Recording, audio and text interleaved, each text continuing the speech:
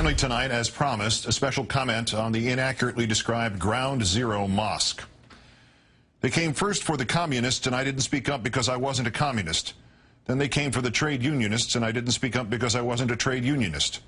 Then they came for the Jews, and I didn't speak up because I wasn't a Jew. Then they came for me, and by that time, no one was left to speak up. Pastor Martin Niemöller's words are well known, but their context is not well understood. Niemöller was not speaking abstractly. He witnessed persecution, he acquiesced to it, he ultimately fell victim to it. He had been a German World War I hero, then a conservative who welcomed the fall of German democracy and the rise of Hitler, and he had few qualms about the beginning of the Holocaust until he himself was arrested for supporting it insufficiently. Niemöller's confessional warning came first in a speech in Frankfurt in January 1946, 8 months after he had been liberated by American troops. He had been detained at Tyrol, Sachsenhausen, and Dachau for 7 years. Niemöller survived the death camps. In quoting him, I make no direct comparison between the attempts to suppress the building of a Muslim religious center in downtown Manhattan and the unimaginable nightmare of the Holocaust. Such a comparison is ludicrous. At least it is now. But Niemöller was not warning of the Holocaust. He was warning of the willingness of a seemingly rational society to condone the gradual stoking of enmity towards an ethnic or religious group, or more than one. Warning of the building up of a collective pool of national fear and hate. Warning of the moment in which the need to purge outstrips even the parameters of the original scapegoating. When new victims are needed because a country has begun to run on a horrible fuel of hatred, magnified, amplified, multiplied by politicians and zealots within government and without. Niemöller was not warning of the Holocaust. He was warning of the 1,000 steps before a Holocaust became inevitable. If we are at merely the first of those steps again today, here it is one step too close. Yet in a country dedicated to freedom, forces have gathered to blow out of all proportion the construction of a minor community center to transform it into a training ground for terrorists and an insult to the victims of 9/11 and a tribute to medieval Muslim subjugation of the West. There is no training ground for terrorists. There is no insult to the victims of 9/11. There is no tribute to medieval Muslim subjugation of the West. There is, in fact, no Ground Zero Mosque. It isn't a mosque. A mosque, technically, is a Muslim holy place in which only worship can be conducted. What is planned for 45 Park Place, New York City, is a community center. It's supposed to include a basketball court and a culinary school. It is to be 13 stories tall, and the top 2 stories will be a Muslim prayer space. What a cauldron of terrorism that will be. Terrorist chefs and terrorist point guards.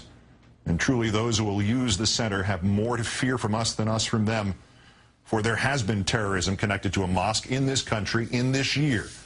May 10th, Jacksonville, Florida, a pipe bomb at the Islamic Center of Northeast Florida. The FBI thinks the man in this surveillance video could be the bomber. The bomb went off during evening prayers, and it was powerful enough to send shrapnel flying 100 yards. Fortunately, the bomber didn't know where to place it, so the 60 Muslim worshippers were uninjured. If he had put it inside and not outside, they'd have been dead. And you probably would have heard about it on the news. Or maybe not. Maybe those exploiting 45 Park Place would still shake their fists and decry terrorism by extremists who happen to be Muslim and never face the shameful truth about our country. As the Jacksonville mosque bombing shows, since 9/11, Muslims have been at far greater risk of being victims of terrorism in the United States than have non-Muslims. But back to this Islamic center. Its name, Cordoba House, is not a tribute to medieval Muslim subjugation of Spain. Newt Gingrich has been pushing that nonsense that Cordoba is Muslim dog whistle for triumphalism. It refers to Cordoba, Spain, the capital of Muslim conquerors who symbolized their victory over the Christian Spaniards by transforming a church there into the world's 3rd largest mosque complex. Today, some of the mosque's backers insist this term is being used to symbolize interfaith cooperation, when in fact every Islamist in the world recognizes Cordoba as a symbol of Islamic conquest. Those Muslim conquerors are a figment of Mr. Gingrich's lurid imagination. In Spain, in Cordoba, though the Muslims established multicultural, non-denominational institutions of learning, they were under constant attack from Christian armies and from a series of internal all-Muslim civil wars. The Muslims lost Cordoba, and the Christian church they transformed into the world's 3rd largest mosque complex, that was turned back into a Christian cathedral. in the 13th century, and it has been one ever since. And is there not a logical extension to Mr. Gingrich's conclusions about Cordoba and triumphalism? Virtually every church, virtually every synagogue, indeed every mosque built on this continent stands where a Native American lived or died or was buried or saw his world, his religions included, wiped out by us. What are we then, Mr. Gingrich? And by the way, a point Mr. Gingrich has not even whispered as he has shouted fire in a crowded theater. When the historical implications of Cordoba were made clear to the backers of this project, the property developer, Sharif Gamal, changed the name. They already compromised. We are calling it Park 51 because of the backlash to the name Cordoba House, he told the Financial Times. It will be a place open to all New Yorkers, and that is a very New York name. A very New York name, like Ground Zero. Except that this place, Park 51, is not even at Ground Zero, not even right across the street. Even the description of it being 2 blocks away is generous. It is 2 blocks away from the northeast corner of the World Trade Center site. From the planned location of the 9/11 memorial, it's more like 4 or 5 blocks even. You know what is right across the street, though? I went there yesterday to refresh my sense of the World Trade Center in which I worked nearly 30 years ago.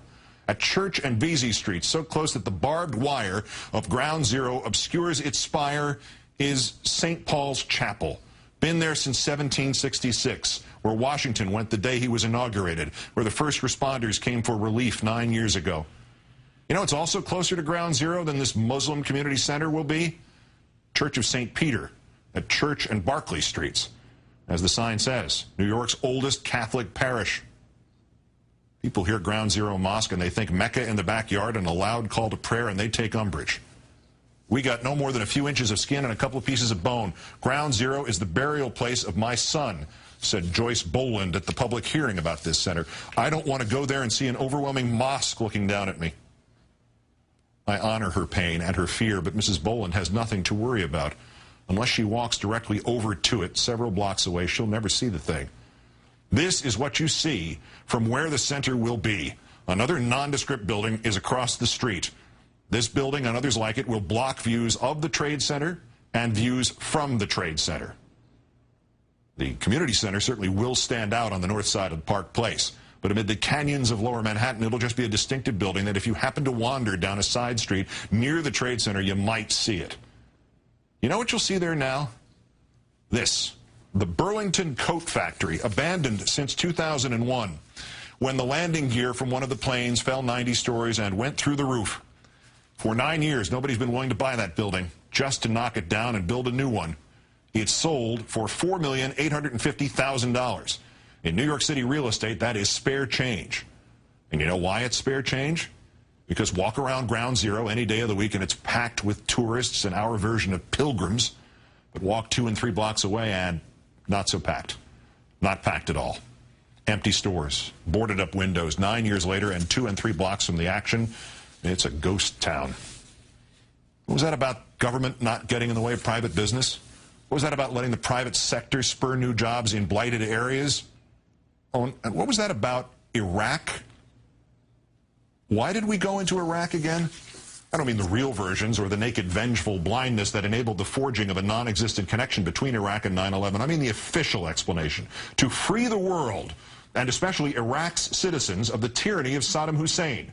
That's its supporters' defense of the Iraq invasion to this hour. Well, who lives in Iraq? Muslims. I hate to reveal this to anybody on the right who did not know this, but when they say Iraq is 65% Shia and 32% Sunni, you do know that Shia and Sunni are both forms of the Muslim religion, right? We sacrificed 4,415 of our military personnel in Iraq to save Muslims, and there are thousands of us still there tonight to protect Muslims, but we don't want Muslims to open a combination culinary school and prayer space in Manhattan? From the beginning of this nation, we have fought prejudice and religious intolerance, and our greatest enemy, stupidity exploited by rapacious politicians. It is only 50 years now, this month, since Americans publicly and urgently warned their countrymen not to support presidential candidate because he was a Roman Catholic. He would bow to the will not of the American people, but of the Pope. He would be a papist. He would be the agent of a foreign state. His name was John Fitzgerald Kennedy. Despite the nobility of our founding and the indefatigable efforts of all of our generations, there have always been those who would happily sacrifice our freedoms, our principles, to ward off the latest unprecedented threat, the latest unbeatable outsiders.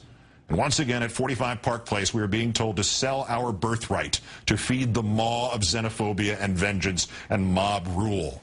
The terrorists who destroyed the buildings from which you could only see 45 Park Place as a dot on the ground wanted to force us to change our country, to become more like the ones they knew. What better way could we honor the dead of the World Trade Center than to do the terrorists' heavy lifting for them? And do you think 45 Park Place is where it ends?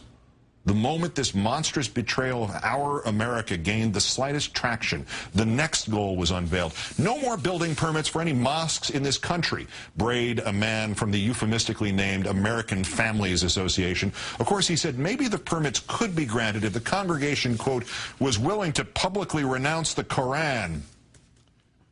They came first for the building permits. But back to downtown. Does the name Masjid Manhattan mean anything to you? Let me take you in conclusion to 20 Warren Street, New York City. Not much to look at. Not from across the street. Not from up close. That open door there, that's the only thing that distinguishes it from the rest of the grill fronts of the neighborhood. That and the yellow sign there. Entrance to Islamic Center. It's in the basement. It's a Muslim house of worship. Masjid Manhattan. It lost its lease in a larger building down the street 2 years ago. The new facility is so small that only about 20% of worshipers can use it at a time, but Masjid Manhattan opened in early 1970. 4 blocks away, the World Trade Center opened in December 1970. The actual place that is the real-life equivalent right now of the paranoid dream contained in the phrase Ground Zero Mosque has been up and running since before there was a World Trade Center and for the 9 years since there has been a World Trade Center, running without controversy, without incident, without terrorism, without protest. Because this is America, damn it. And in America, when somebody comes for your neighbor, or his Bible, or his Torah, or his atheist manifesto, or his Koran, you and I do what our fathers did, and our grandmothers did, and our founders did. You and I speak up. Good night, and good luck.